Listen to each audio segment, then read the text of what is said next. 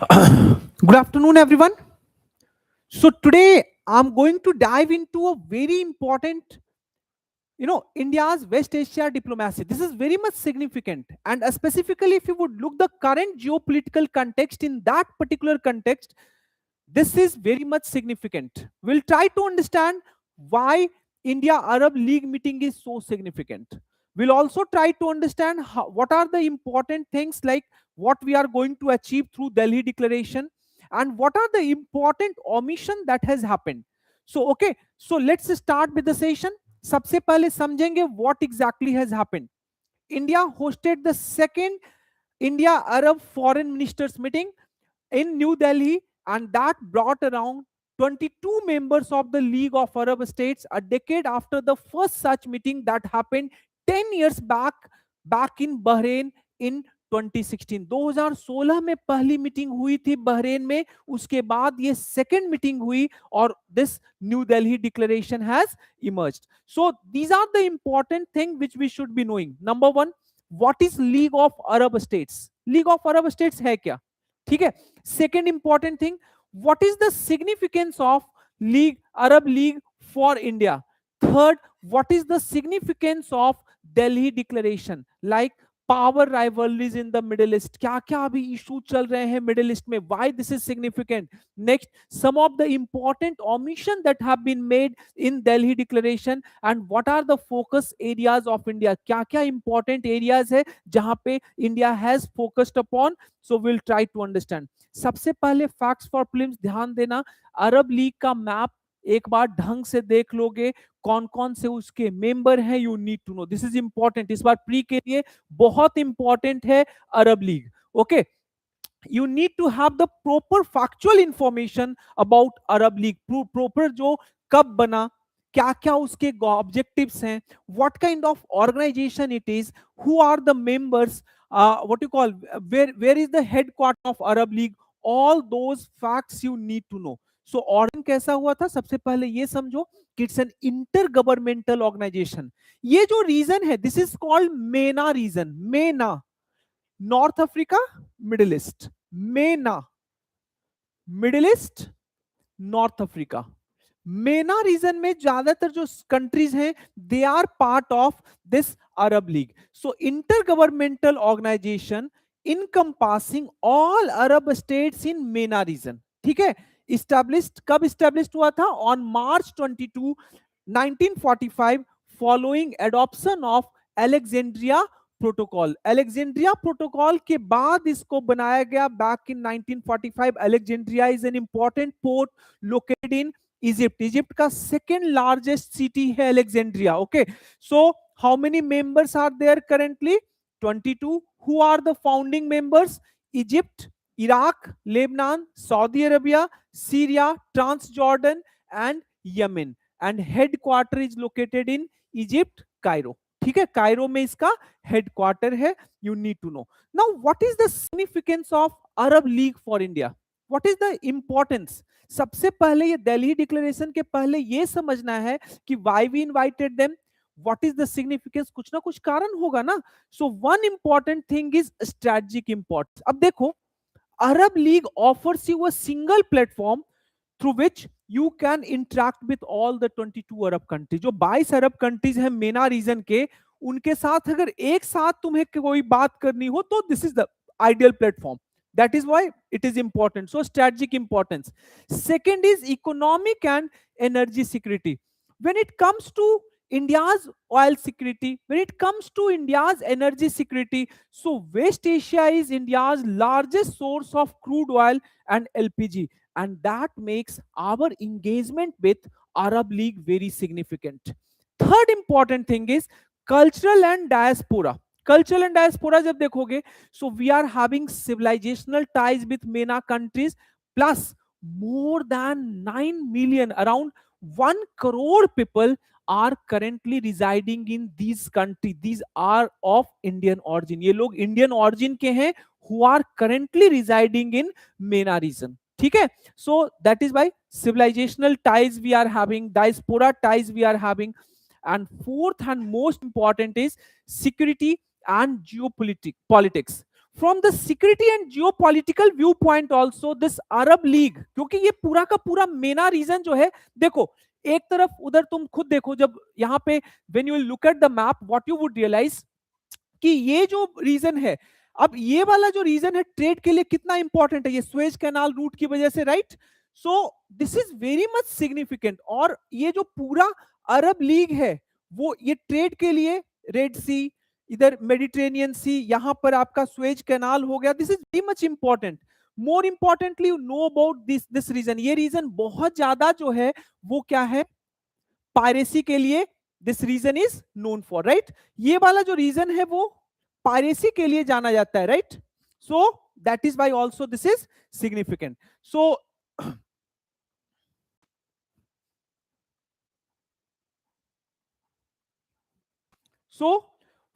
security and geopolitics, one is maritime security, cooperation in the Indian Ocean and Red Sea, that is crucial for safeguarding trade routes। तो ध्यान में रखना है, जब भी अरब league के बारे में यूपीएससी कभी कुछ पूछेगा या कोई भी स्टेट पब्लिक सर्विस कमीशन पूछेगा, तो ध्यान में रखना है कि this is also very much crucial for trade. Suez canal का लोकेशन ये सब जो देख रहे हो। Next is regional stability. अब खुद देखो, ज्यादातर जो ऑयल ट्रेडिंग है वो उसी रूट के थ्रू हो रहा है, because concentration is in middle east. So if this area is volatile, अगर इस एरिया में कोई इशू है, जैसे यमन में मान लो हुतीज का इशू है, तो if there would be volatility, so that would automatically have an implication for oil market, energy market. So regional stability is another important thing. It provides India an avenue to balance relations amid conflict in the Middle East. अभी देखो कितने सारे countries में वहां conflict है, Iran में conflict है, Yemen में कॉन्फ्लिक्ट है, फलस्तीन में कॉन्फ्लिक्ट है, इसके अलावा सूडान में इश्यूज है, सोमाली लैंड में इश्यूज है। So will try to understand. And the next important thing is counter terrorism, joint effort against extremism and radicalization. Coming to next, key highlights of Delhi Declaration, ये directly MEA का जो website पे आया है वहां से लिया हूं। What are the important highlights of Delhi Declaration? First important thing, we again reiterated and we again talked about civilizational talks, civilizational ties. We are not having relationship, we have not developed relationship with MENA region today. We are having civilisational connection, ठीक है, ये cultural connection बहुत पीछे जाता है। So we again reaffirm this historical, cultural and diaspora link between India and Arab world. In fact, if you would look at the total remittances which India receives, more than 50% comes from MENA region around. Are you getting? Second is political and security cooperation. Second reason why it is important is because we committed to deepen our dialogue on regional stability. We committed to deepen our dialogue on counterterrorism and maritime security. Third is economic and developmental partnership. We again emphasized and we again recognized the significance of MENA region for trade, for investment, for security, and for sustainable development. Next important thing is Palestine issue के ऊपर again, अभी देखो board of peace का concept है, USA is trying to establish permanent peace in Gaza, but Arab League and India decided to again support this two state solution for Palestine. ठीक है, आप board of peace बनाओ, but at the end of the day what matters is कि you need to recognize the sovereignty of Palestine. Two-state solution is the permanent solution. This is what we reiterated at the India-Arab League meeting. ठीक है? Next is on Iran. We called for dialogue and respect for sovereignty. And ultimately, on people-to-people exchanges, we have talked about we need to increase overall cooperation, overall interaction in terms of education, culture, and technology. ठीक है? Coming to next. Significance of Delhi declaration. Delhi declaration का significance क्या है? Good evening Abhijit. So first important thing, it stresses respect for the sovereignty, unity and territorial integrity of तीन important countries का वहां पे नाम मेंशन किया गया है। Now you need to look at the map of those country. One is Sudan, second is Libya and third is Somalia. ये तीनों न्यूज अभी इस साल यूपीएससी के प्री के लिए बहुत इंपॉर्टेंट हैं। तीनों लोकेशन, सूडान में तुमने सुना होगा रैपिड सपोर्ट फोर्सेस के बारे में, वो लोग दे वर एडवांसिंग ऑन दारफूर। लीबिया का भी तुमने सुना है, सोमालिया में अभी सुने हो, इजराइल जो है it has recognised Somaliland all together as a separate country. So all these three reasons are very much important. So Delhi Declaration basically stresses respect for territorial integrity and sovereignty unity of these country while rejecting any external interference. कभी समझे कि ये इतना reason क्यों important है, क्या हो गया है अभी? बेसिकली मिडिल ईस्ट के अंदर डिवीजन आ चुका है। There are two camps within the Middle East. एक जो कैंप है वो यूएई वाला कैंप है, और एक जो कैंप है वो सऊदी वाला कैंप है। सऊदी वाला कैंप जो है वो किसी और पार्टी को सपोर्ट कर रहा है, और यूएई वाला कैंप किसी और पार्टी को सपोर्ट कर रहा है, and that is why these things are happening. ठीक है, अभी देखोगे this declaration is also significant in the light of current Middle East power rivalries in the background as well as current geopolitical tensions। तो अभी देखोगे कि क्या क्या पावर राइवलरीज वहां मिडिल ईस्ट में चल रहा है। Right now what is happening कि there are many rivalries which is shaped by broader power tussle within the Middle East. On one side you will find Saudi Arabia, on other side, और ये दोनों country जो हैं they are basically trying to increase their regional influence in that region। ये सब जो country है, चाहे वो सोमालिया हुआ, लीबिया हुआ, सूडान, ये आपस में एक्चुअली ये लोग एक तरह से प्रॉक्सी वॉर वहां पे लड़ रहे हैं। It's not like the direct war, proxy war. One faction is being supported by Saudi Arabia, another faction is getting support from UAE। अभी खुद देखो what has happened like in Sudan। अब Sudan में दो parties are very much important। One hand they are having Sudanese armed forces who are controlling the mainland, एक इसके अलावा democratic forces भी है। Second is rapid support force। अब जो रैपिड सपोर्ट फोर्स है दे आर गेटिंग, ये प्री के लिए भी इंपॉर्टेंट पॉइंट है, ध्यान में रखना, सूडान का location is also very much important इस बार। ठीक है, सो रैपिड सपोर्ट फोर्सेज जो है तो इसको these are being backed by UAE, और जो सूडानीज आर्म फोर्सेज हैं इनको बैक कर रहा है इजिप्ट, इनको बैक कर रहा है Saudi Arabia, and right now there is conflict that is going on and that has resulted into large scale displacement, large scale violence in the region। Second is Libya। Libya में भी again two parties are means basically ये proxies ही हैं, वहां जो लड़ रहे हैं तो ये एक proxy war है again between UAE and Saudi Arabia। वहां पे UAE जो है it is supporting Khalifa Haftar's Libyan National Army. जो लिबियन नेशनल आर्मी है जिसको लीड कर रहे हैं खलीफा हफ्तर, तो उसको सपोर्ट यूएई कर रहा है, which opposes the UN recognized government in Tripoli. जो त्रिपोली में अभी यूएन रिकॉग्नाइज्ड गवर्नमेंट है उसको खलीफा हफ्तर की जो पार्टी है basically they are opposing, they are getting support from UAE. On other hand, there are Arab states such as Saudi Arabia, they are focusing more on reconciliation। Next is Somalia. Somalia के बारे में अभी पढ़े कि कुछ ही दिन पहले Israel, अभी न्यूज में आया हुआ था, इंडियन एक्सप्रेस के एक्सप्लेन पेज में भी था आज से करीब एक महीने पहले, कि Israel is the only country to recognise Somaliland a break away region. In fact, what has happened, UAE acceptance of Somaliland passport in 2025 has gone against the wider Arab League position। तो दो countries यहां पे भी देखोगे, Israel पहला UN member country है which has recognised the sovereignty of Somaliland. उन्होंने बोला कि भाई Somaliland is a separate country, we would treat it as a sovereign country.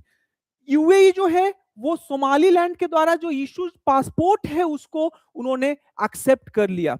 So India clearly rejected any recognition of Somaliland. As of now Delhi declaration में India ने Somaliland को recognise नहीं किया है, clearly rejected it and said that unless and until Arab League would not accept it, we are not going to accept it, we are not going to recognize it। ठीक है, सो ये तीनों इस बार प्री के लिए बहुत इंपॉर्टेंट है, थोड़ा ध्यान रखेंगे। ठीक है, coming to next, Delhi declaration on current principal conflict. अब पहला जो है, अभी जब देखोगे जो principal conflict, we are right now talking about important geopolitical tension, तो सबसे इंपॉर्टेंट जियोपॉलिटिकल टेंशन जो है वो तो गाजा का ही है। तो गाजा पे क्या तुम देखोगे कि India and Arab League members were completely silent. They didn't say anything. They didn't utter anything. There was no any official statement talking about board of peace. No reference was made. But when it comes to Israel Palestine, when it comes to two-state solution, they openly favored Palestine कि Palestine should be recognized. जो अरब league का position है back in 2002 से, उस position को India ने back किया है. What has happened? India explicitly backs the Arab peace initiative of 2002. Arab peace initiative में one thing was recognized, land for peace. Arab League ने क्या बोला था कि we would recognize Israel only if Israel would recognize Palestine and Palestine state based on pre-1967 border, जो 1967 के पहले का जो बॉर्डर था. तो अगर उस बेसिस पे a separate sovereign state of Palestine would be created, then all Arab League members would also recognize Israel. And this has again been over there. अब अभी जो दिल्ली डिक्लेरेशन हुआ तो वहां पे भी this stand was reiterated. ठीक है. Coming to next, backed peace, not a new framework. Support for Palestinian sovereignty. अभी जो नया न्यू फ्रेमवर्क आया है बोर्ड ऑफ पीस यूएस का, तो उसके लिए इंडिया लोगों ने ओपनली नहीं बोला, बट मींस इनडायरेक्टली उन्होंने बोला कि we will be backing peace, not a new framework. The solution has to be found in this two nation thing. ठीक है. आपको पैलेस्टीन का सेपरेट सॉवरेनिटी को आपको रिकॉग्नाइज करना ही होगा. One important omission that was made in Delhi declaration was related to Iran. Iran को लेकर हम लोगों ने बिल्कुल ही वहां पे ओमिशन किया. अभी समझो क्या हुआ था. Declaration avoids mentioning the most destabilising flash point Iran issue. This omission is deliberate. Basically देखो, हर कंट्री का ईरान के प्रति अपना अपना पॉलिसीज है. ठीक है. So this was done deliberately because most of the countries were not comfortable with criticizing or not criticizing American action. Okay, so this was done deliberately, allowing countries to manage bilateral approaches without public confrontation. ठीक है. Now, what is the focus of India when it comes to Delhi Declaration? तो India का focus क्या था? So India again focused on 5 core pillars. इन्हीं 5 core pillars पे India का focus इस बार भी रहा है. One is economy, one is energy, one is education and 2 are media and culture. Economy, energy, education, media and culture, and identified since their institutional engagement began in 2002. So this is a continuation. We recognized these 5 pillars back in 2002 and still we have recognized these 5 as the core pillar of relationship between India and MENA region. ठीक है. Next important thing is building on robust India trade that is more than 240 billion. अभी हमने बोला कि भाई हम लोग trade को और बढ़ाएंगे. We would go beyond this. ये अभी तो ऑलरेडी 240 बिलियन है. अभी कुछ देर पहले बताया था कि डायस्पोरा का भी जो स्ट्रेंथ है that is more than 9 million. तो इन सब के ऊपर भी हमने बात किया. And third important thing, on sensitive geopolitical issues, India consistently favored long-standing norm-based stances. We will be taking norm-based stances. जैसे अरब पीस, अरब जो लीग का जो स्टैंड था, that stand was taken back in 2002. India supported that stand. कोई दिक्कत यहां तक? So this is all for the day. यही है दिल्ली डिक्लेरेशन और कुछ नहीं था. तो ये प्री के लिए इस बार it is very much important, कर लेंगे. ठीक है. एक चीज जो इसमें मैंने ध्यान में था लेकिन भूल गया, 22 मेंबर्स का मेंशन नहीं किया है. So please find it out. और वो 22 कंट्रीज को मैंने मैप डाल दिया था, वो मेंशन करना दिमाग से निकल गया. ठीक है. So do that. ठीक है. Done. Bye bye. Take care.